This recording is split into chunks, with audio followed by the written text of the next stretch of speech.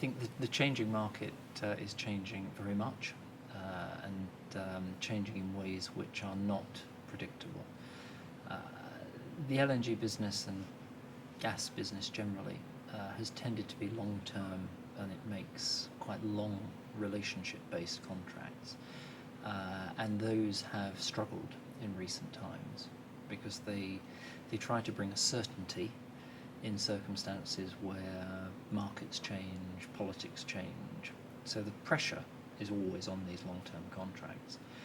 I think one of the main examples of that has been in Europe over recent years, where the prices in the market have been referable to what were higher oil prices, leading to a number of price reopener disputes, a real clash of sellers and buyers, where the values are so different that they can't agree, and it goes then to typically an arbitration process.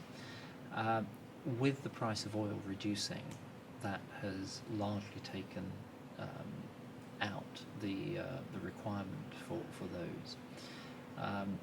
I think for sellers and producers, greater certainty, predictability, to encourage the necessary capital into their businesses, lenders will wish to see projections, programs, models which show that they will be getting their money back and making a return.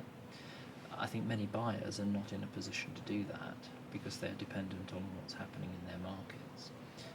And I think the regulatory change which has happened in Europe, which is happening now in North Asia, and the development of US LNG, which is beginning shortly to be delivered, and which doesn't have the reserve risk attached to it, has meant that the need for predictability from the producer side and the need for flexibility from the buyer side is not easily matched within contracts. I think for me, one of the elements which is most significant is the way in which some companies are now not looking at the contract so much, but looking to take a position as a producer and as a consumer. Perhaps you need to be a state company to do this, but it does show the way in which I think a number of companies are now looking at how to make a structured hedge rather than relying on the individual contracts.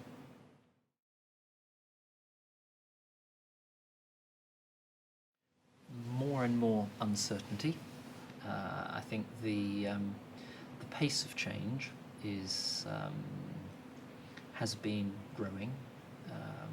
Major influences, I think, are the wish to develop hub pricing or representative pricing aside from oil-linked pricing. Within the timescale you mentioned, that may or may not happen. Hubs are not fixed. I think many look at Henry Hub and would say, well, that's the US market, but who's to say that will remain the case? Will an Asian hub develop? Not sure that will be the case. I think as you then look across the influences, particularly in contracting and the way in which the industry deals with the buying and the selling, the impact of the US developments is very significant. And I think that's not only in terms of the LNG which is making its way into the market, but the terms on which it's sold. Here an approach which is much more related to a commodity, buying and selling a commodity rather than building relationships.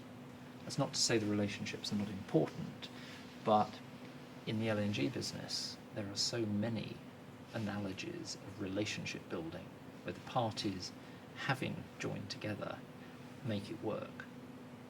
That's not necessarily the case in a straight commodity trading business. So with a number of participants, some of whom come from simply a utility model, others are the aggregators who are buying and selling and running shipping businesses as well. Others are buying for their home market. Very many different influences.